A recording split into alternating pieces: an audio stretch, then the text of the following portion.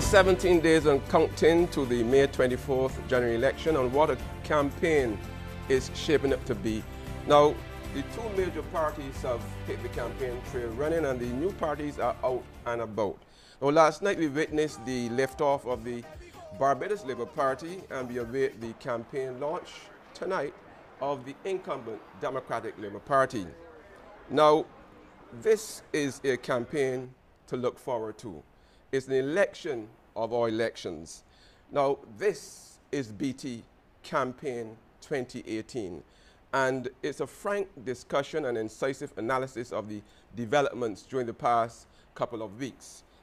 I'm your host, Emmanuel Joseph, and with me are our guests, pollster Peter Wickham and political scientist, and we also have Patrick Hoyos, veteran journalist, and he is also known for his business acumen. So we have a great panel here today. Gentlemen, we have 30 minutes, and we have a lot to talk about. So, Peter, let's start with you. Now, the BLP launched its campaign last night with a mass meeting. I want to get your impressions of the numbers and the campaign itself. What are your impressions of the probably case that was made for a new government in the BLP? Yeah. No, thanks for the invitation, Manny, and I'm happy to be here. The campaign liftoff was not a surprise, and I think that the BLP has benefited in a sense from two campaign launches. The unofficial launch, which was last week at the East Coast, and then this campaign launch last night. My feeling is that the East Coast set a stage in terms of the numbers. So there was an anticipation that last night would have been big, and it was big. It's one of the biggest political meetings I've ever been to in Barbados, if not the biggest. There were a lot of people in red, but what I thought was significant was that there were a lot of people wearing red that were not necessarily wearing BLP issued red. There were also a lot of people who were not wearing red who were supportive. And I thought that it demonstrated certainly that the public of Barbados the BLP has the momentum. People are listening, they're listening to hear the message, and the platform last night was not a lot of cussing. It was a lot of policy options being discussed, which was something that the BLP has been criticized for. The BLP also presented a united front, and I thought that was also significant because there was no visible indication of any tension in the ranks. Certainly the leadership was projected, and it was clear that the group was supporting the leader. And I think that all of that spoke very well for them. The Democratic Labour Party launches tonight, so then we see what can be answered, but already I have some concerns about the choice of location, the signal that's being sent where that's concerned. But for the time being, I would say that the Barbados Labour Party has not disappointed regarding how things have started off. Patrick, your take? Well, I think that going into the election from economic or fiscal point of view, the DLP finds itself with nothing to show for its effort to balance the budget in 1 year. I think the key was last May when we had a budget that was draconian times 2 or 3, much more so than any previous budget, when the Minister of Finance said he was going to raise in new taxes as well as in savings of expenditure and selling off state assets, that kind of trifecta, for close to $500 million in savings, which would have pushed the budget into a surplus and provided a lot more money so that we would have to borrow less to pay interest on our debt. It didn't happen that way according to the central bank, which put out figures giving you a preliminary snapshot up to the end of the fiscal year, which is March. And the deficit came in, no surplus, fiscal deficit 4.5%, and also the primary surplus came in at about 3.5% instead of, it came about 7.3% instead of 3.5%. So it was the performance was a lot lower than not only was said in a budget speech, which you would expect to be positive, but the government was really expecting to have this as the benchmark, if you like, on which to say, look, We took very dramatic measures, but we are in 2018, and look, things are coming up roses. And that not happening, however you cut it, it has not happened for many reasons, leaves the party at a very big disadvantage, with people saying, well, you're taxing us to the hilt, and yet the economy is still going down and the reserves are still going down. Now, were you able to attend the meeting last night? No, I didn't. Right. Okay. I watched some of it on Facebook. Okay. One of the key things that Ms. Motley, Neil Motley, brought up last night at the meeting was a sit-down with the NUPW to work out a salary deal. And if that failed, to look at a cost of living allowance. What are your impressions about that deal, about that proposal? Or do you think that will work? Well, that was an economic question. Yeah. So, politically, I mean, I think is reasonable. I think the relationship between the NUPW, between the unions and the Democratic Labour Party has broken down based on trust. I think that trust has been lost, and certainly if it wasn't lost before, when we heard the response to the most recent initiative where the government was trying to suggest that they had agreement with the private sector, with the unions, and then the unions said that there was no agreement. So trust is gone.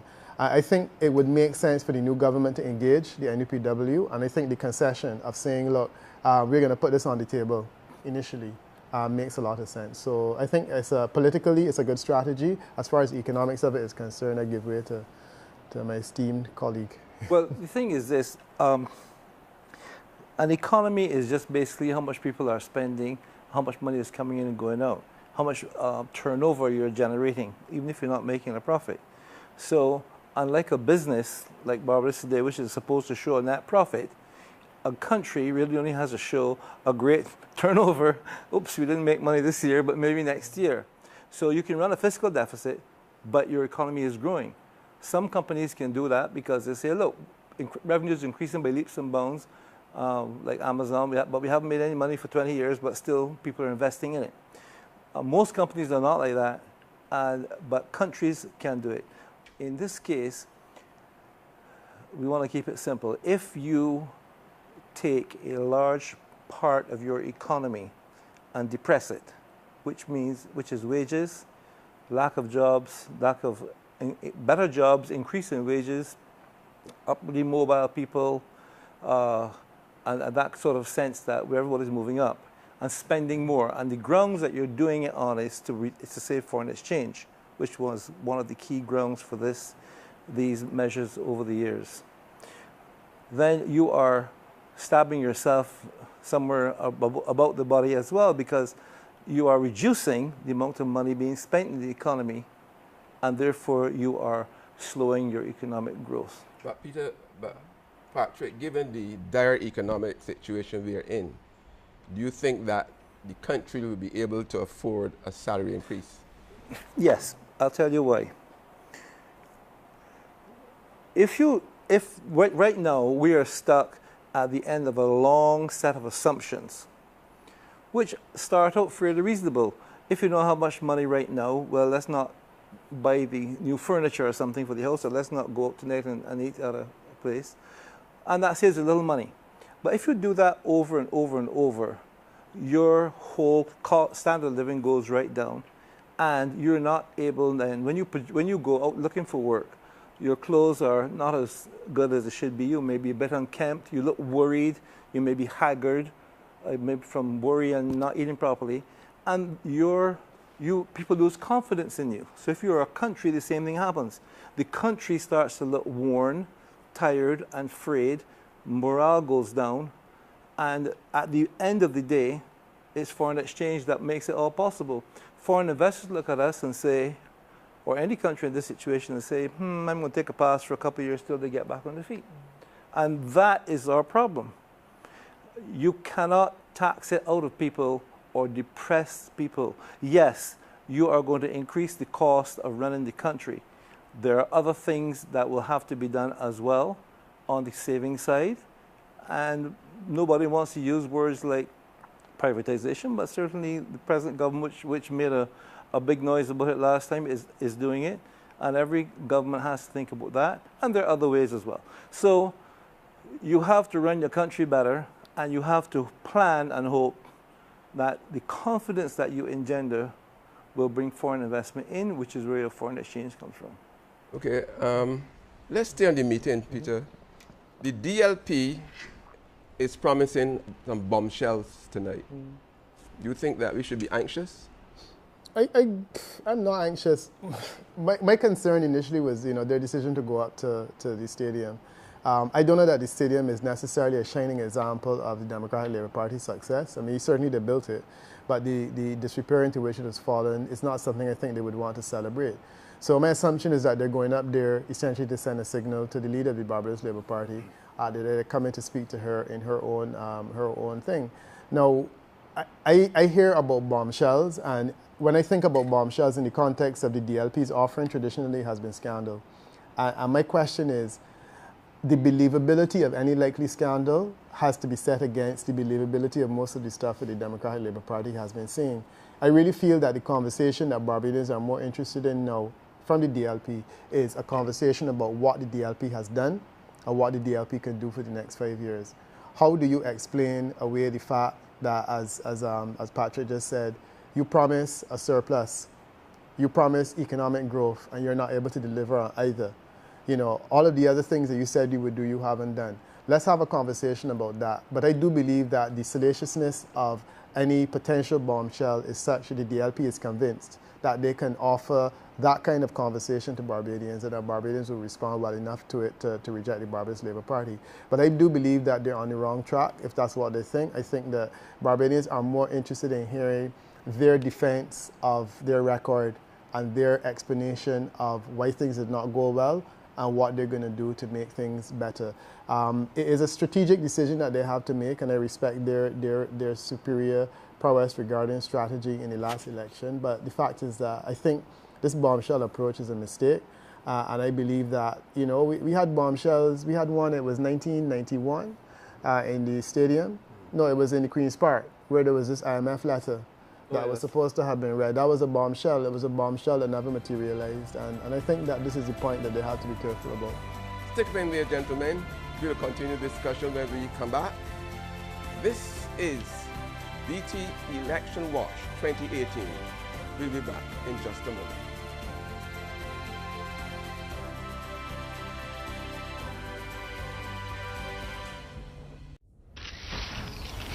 One night, one winner. Only one team can deliver balanced, comprehensive, unrivaled coverage. Barbados Today, Capital Media HD 99.3, and 6 Gear Studios. Don't miss election night on www.facebook.com/Barbados Today, on www.barbadostoday.bb, live on www.capitalmediahd.com, and on www.facebook.com/Capital Media HD.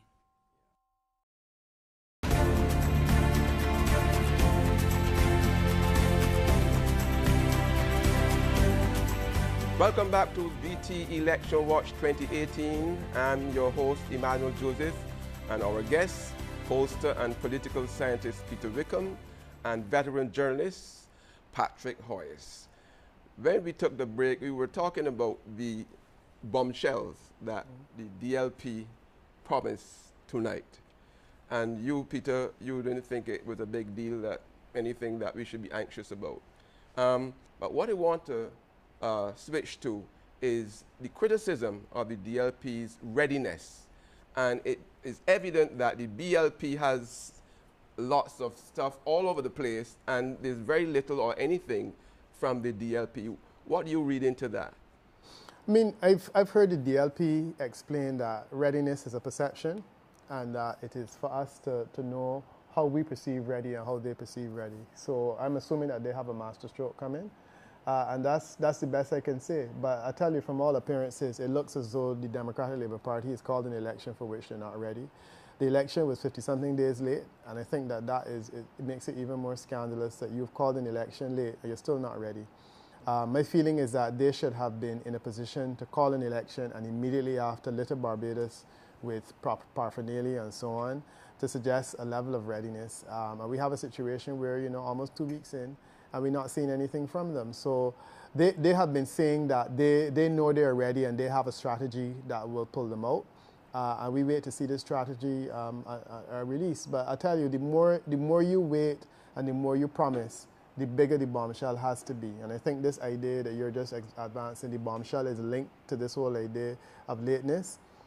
So the election was late. That means that it has to come off in a really major way. So I'm anxious to see. My personal feeling is that, you know, a couple of things haven't happened the way they were expecting them to happen. The level of coordination in the DLP's campaign is not there. My concern also for them is that the General Secretary, George Pilgrim, who would once have been the person to do all of this, is now fighting for his own political survival in St. John. And that too was late. And I think that is complicating the whole factor that the people who should have been in the engine room of this thing, you now have them running for seats. While in terms of the Barbados Labour Party, it's clear that they have a strategy where you have people like Dr. Walcott and Billy Miller and so on in the engine room that are not fighting for their own political survival, and it makes it a little easier. Okay, I want to look at the third parties because you, Peter, have not given them any chance. But they are saying that the two major parties have really outlived their usefulness, so to speak, and there's need for a third party. Interestingly enough, the former Prime Minister Owen Arthur said you shouldn't discount the impact. Do you agree?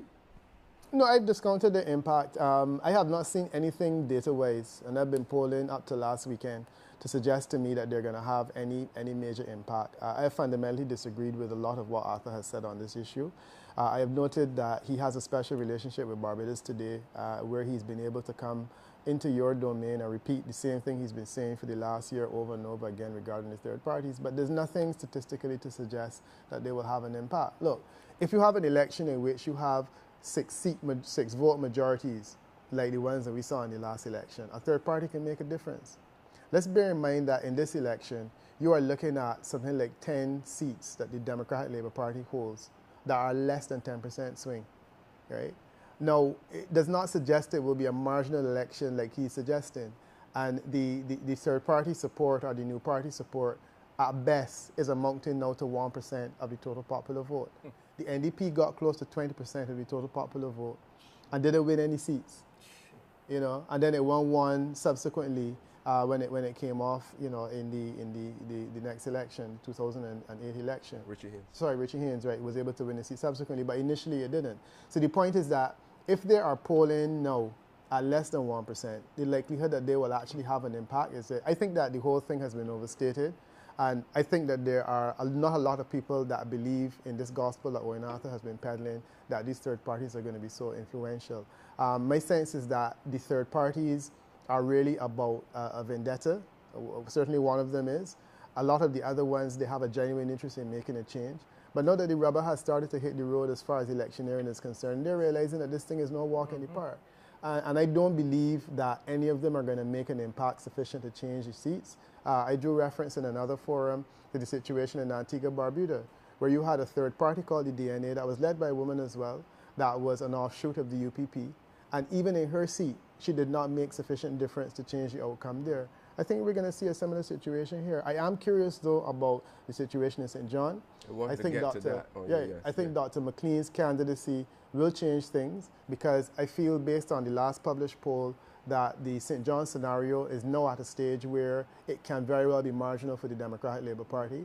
And if Dr. McLean is able to take some votes away from the DLP, he could very well hand that seat to the Barbados Labour Party. So it's ironic that, contrary to what Arthur is saying, we're now in a situation where, in terms of statistically, I can see a concern for the Democratic Labour Party regarding the third-party candidacy of Dr. McLean in that constituency. But that's really the only one that I'm looking at the alternative vote in. I'm not looking at it in Bridgetown in any serious way, even though I am somewhat fascinated by the candidacy of Natalie, and I admire what she has done. But ultimately, I believe that she will impact on people who are not looking to elect a government. And I think that for them, the conversation about her is one that will be things. I think she will do well. But ultimately, I don't think it's going to impact on the outcome in that constituency. But yeah, St. John is the one where I'm seeing the third party or the third force impact. Do you think that McLean has a chance to win?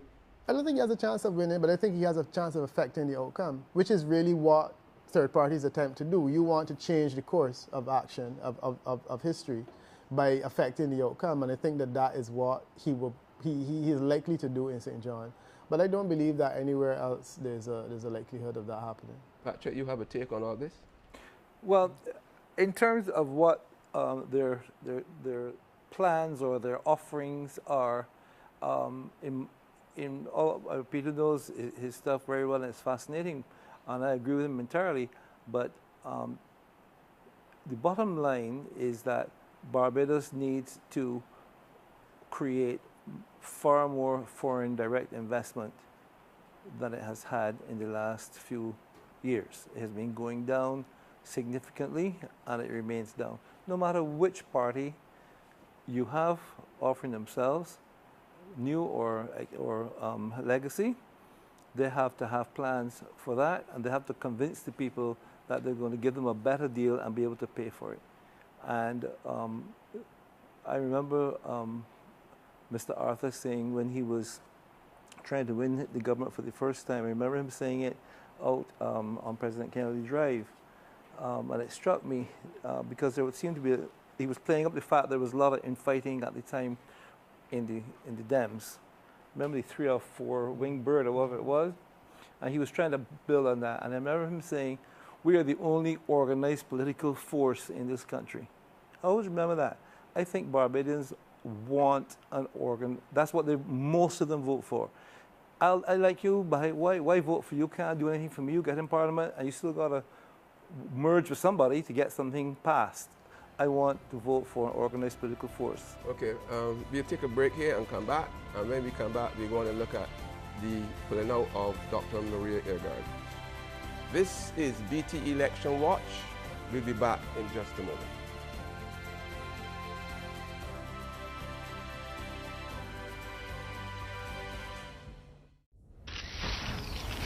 One night, one winner, only one team can deliver.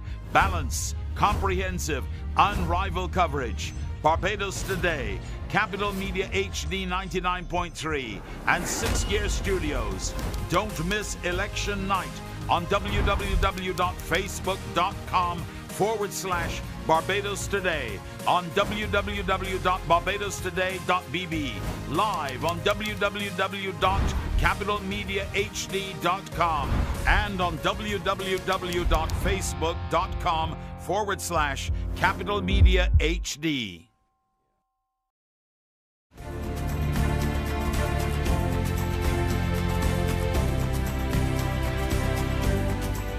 Welcome back to BT Election Watch 2018. I'm your host, Emmanuel Joseph, and our guests, pollster and political scientist Peter Wickham, and veteran journalist Patrick Hoyos. When we broke, we were talking about the impact of the third party, and Peter doesn't hold out any hope for them being an impactful force in this election. We want to switch, because we're into our final segment, we want to switch to the how you read the pulling out of Dr. Maria Ehrgard at this point in time from the United Progressive Party? Well, I think Dr. Bell said it very well this week, that Dr. Maria Ehrgard was irrelevant to the political discourse when she ceased to be the candidate for the Barbados Labour Party, and nothing has changed. So I was not excited about her candidacy, because I knew she wasn't likely to win or make an impact in that situation. And I think that what has happened, essentially this speaks to the level of seriousness that she had in the first place. And I think that it has created some problems for the UPP to explain it, but fundamentally it's no surprise, and it doesn't change anything. Yeah. Patrick? No, I never saw the relevance of any third-party candidate, and especially I was intrigued that in the Ehrgard situation we had this, I may still be the courts, this idea that you can take your support and your thing with you. In other words, you have a sort of a right to a constituency if you leave a party. And I think it's been established that you don't. The party is the umbrella, and you can go somewhere else, but you will lose the party's support. So I still think it's a straight fight, and it may not even be a straight fight, because as we've said before, barring some huge revelation, which will more than likely be negative, unless they're going to announce some massive billion-dollar project or something. The Dems are not on par in popularity with the expectation that the Bees will win, and the political parties are just copying newspapers, basically. Peter, we've noticed that this year there have been a lot of appointments in the public service. A lot of things seems to be happening. A lot of people being appointed. I understand people have been getting back their refunds. So it seems that the government has been doing a lot of things now with the expectation that this will have an impact on the voters' psyche. Do you think that it makes any difference, really? No, I mean, I think the difference is marginal, you know. I haven't really heard, I heard there was a promise of return income tax returns, but I haven't really heard a lot of people saying that they've received them. So that one is still out for debate, but it certainly has been an effort on their part to use things like appointments to try to encourage people to come around. But, you know, fundamentally the issue is still there's a question of trust and too little too late. If you're saying that the people are voting on the extent to which they can trust the Democratic Labour Party, the fact that you have delivered on appointments that you promised after 5 years, I think is perhaps not going to be as significant as you may think. And again, I go back to this point that the more you promise and the more you wait, the better you have to deliver. So delivering a few appointments now to people at the level of permanent secretary and senior officers and whatnot, I don't know, that's the conversation that we want to have. We want to have a conversation about the direction of Barbados, the overall economic direction, and the extent to which you can deliver on what you have failed to deliver for the last 5 years. I think that's where the conversation needs to go. Given the central bank's recent report, whichever government wins, you know that they're going to have a big problem on their hands to deal with. How do you see the next government coming out of this problem or dealing with it? Well, I'm anxious to hear Patrick on that, but for my own part, I expect that whichever government gets office is going to the International Monetary Fund. I appreciate that neither one of them wants to say they're going. The DLP has said they were not going, and the BLP hasn't said anything. But I expect that the majority of Barbadians are like me, and they understand the reality is such that we are in such a dire state. The faster we get to the IMF, the better. Let's start a program of economic restructuring. I don't know whether the BLP will commit to that in the course of the election campaign. I suspect they won't.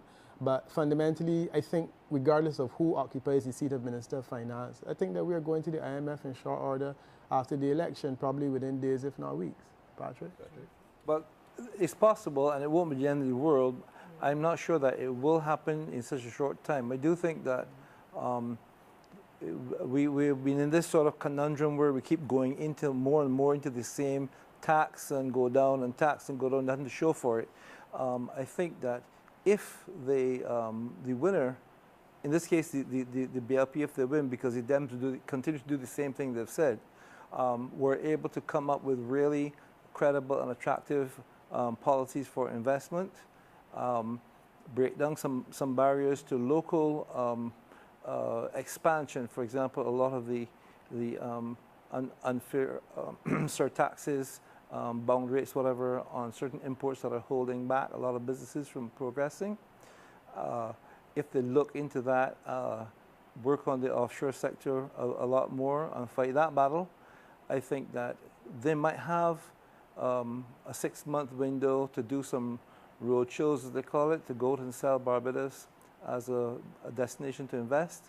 And instead of looking to the same 4 or 5 projects that we've been looking at for the past 5 years, Four Seasons, Hyatt, the same tired old projects, if they got some new projects and new investors in, that might give us a breathing space to not go. Because if you go to the IMF, in the end, you've got to get that investment anyhow to get out of the IMF. So they may be able to do that first for a brief window and hope that that opens the window wider. You think the promises that both parties might be making now, they'll be able to fulfill in the first year or so? They're not going to be able to fulfill them in terms of a change in policy unless investor confidence returns and more foreign exchange comes in, and that also takes some difficult medicine which would include reducing, merging, or shutting down some of our state-owned assets or selling off. Peter? Yeah, no, I agree with that assessment because I mean it sounds like it's coming from a practical economic place.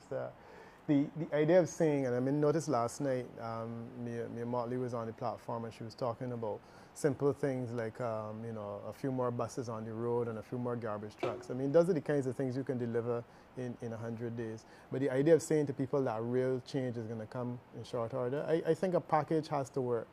Confidence has to return, and when confidence returns, then we can start to see investment rolling in again. And I do feel that the sooner we get the restructuring agreement underway, the sooner investment confidence is going to return, and then they're going to start to build. But until such time as that happens, I think that we're going to look at probably a year or maybe even 2 years before we start to see any serious impact in regard to the economic situation. And then the recovery, my expectation is that the recovery is going to be a 10-year program. It took us 10 years to get ourselves into this mess, and I think it's going to probably 15. And I think it's going to take us at least 10 to get out. Yeah. Okay, gentlemen, we are coming to the end of our discussion. Your parting shots, Peter? Pat, that's all right. Peter's the one with the money. I don't think there's much more that we can add. Yes, you are completely right when you say this set of politicians say that they're going to carry on with the same formula because they think it's going to work, and the things that have been coming are still coming, jobs and new investment, etc. The other one, which seems to have the ascendancy from the polling and just looking around the country and so forth, is we have a different way. We are going to give people more money and so on. That will impact on the foreign exchange position, but we don't know what they're planning, but we have plans that will make that happen. Yes, they will probably all overreach like all politicians do, but at the end of the day, I think the public does not have any more confidence that continuing to be taxed heavier is going to make our foreign exchange reserves go up because it hasn't done it. Peter? Yeah, I think this is the Barbados Labour Party's election to lose, and I say that against the background that the 2013 election was also theirs to lose, and I think they succeeded in losing that one. So the question is whether the BLP will be able to learn from the mistakes of the past and will be able to prosecute this one better. I think that the Democratic Labour Party is in a less attractive position than they were in 2013, and it makes it harder for them to win. So I'm watching it against that background, and I think I will learn one or two things. I will either learn a lot about how the Barbados Labour Party can correct mistakes they made in 2013, or about how the Democratic Labour Party can stage a miraculous recovery for the second time and be able to win what will be a historic third term for the Democratic Labour Party. Thank you Post-independence. Thank you very much, gentlemen. Peter Wickham, pollster and political scientist. Patrick Hoyos, veteran journalist and businessman with a great business mind. This has been BT Election Watch 2018. I'm Emmanuel Joseph. Stay locked to our online platforms. That will be barbadostoday.bb and our Facebook page, as well as our partner HD, Capital HD 99.3 for more on Election Watch 2018.